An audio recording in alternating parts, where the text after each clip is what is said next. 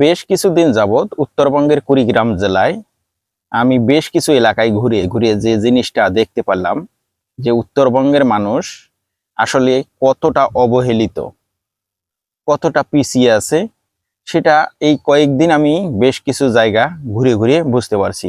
আমি যদি কাশিম বাজারের কথা বলি, বা বজরার কথা বলি, অথবা ধামসিরিনের কথা বলি, অথবা থেতরাইয়ের কথা বলি, অথবা নাগরাকুরের কথা বলি, অথবা তবকপুরের কথা বলি, আসলে কোনো জায়গায় কোনো কম নয়। প্রত্যেকটা জায়গায় এমনভাবে পিছিয়ে আছে, রাস্তাঘাট থেকে শুরু করে ব্রিজ, কর্মসংস্থানের ব্যবস্থা তো নাই, এই বিষয়ে আর কিছু বলারও নাই আমার।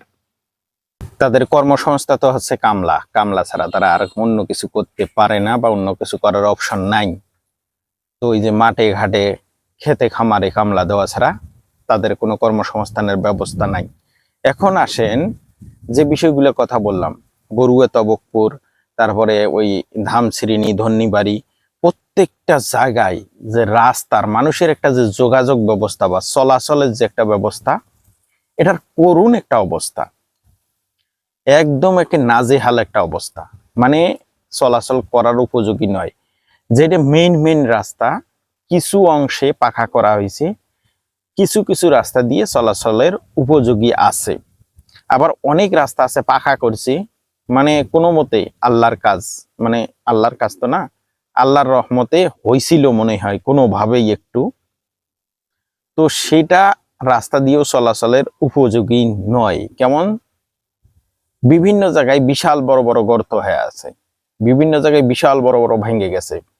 এই রাস্তা দিয়ে রিক্সা বলেন, ভ্যান বলেন, আর মোটরসাইকেল বলেন, আর বাইসাইকেল বলেন, মানে যেতে গেলে এমন একটা পরিস্থিতির মধ্যে দিয়ে যেতে হয়, যারা এই রাস্তাগুলা দিয়ে চলাচল করে একমাত্র তারাই বলতে পারবে।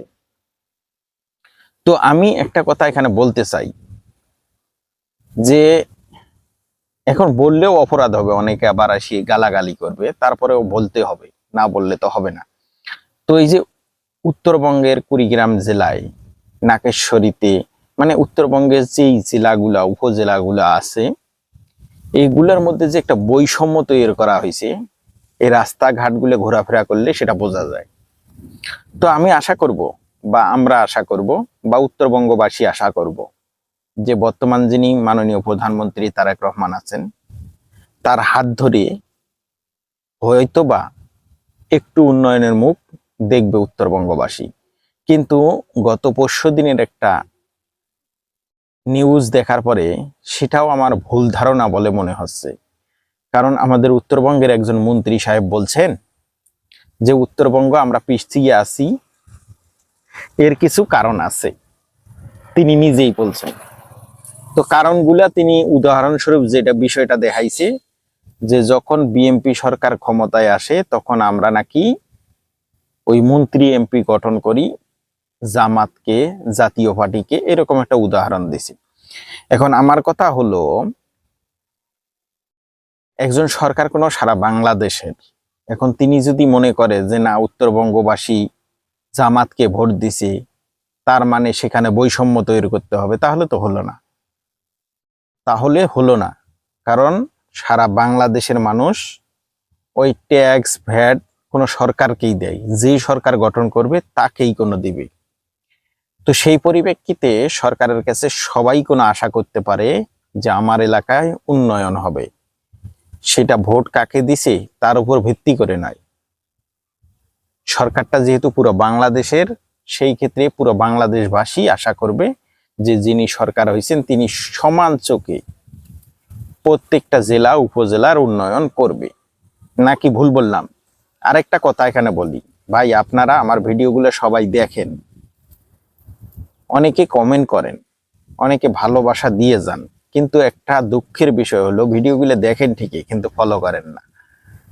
একটা ফলো করলে কি হবে ভাই, একটু ফলো করেন, আমাকে উৎসাহিত করেন। আমি আরো কিছু আপনাদের মাঝে তুলে ধরতে চাই, এই উত্তরবঙ্গ নিয়ে আমি কাজ করতে চাই। আপনাদের একটু ভালোবাসা, একটু সাপোর্ট, একটু উৎসাহে আমি হয়তো উত্তরবঙ্গ নিয়ে ভালো কিছু করতে পারবো, বা ভালো কিছু করার আমার আশা আছে। ভালো থাকবেন, সুস্থ থাকবেন। আসসালামু আলাইকুম।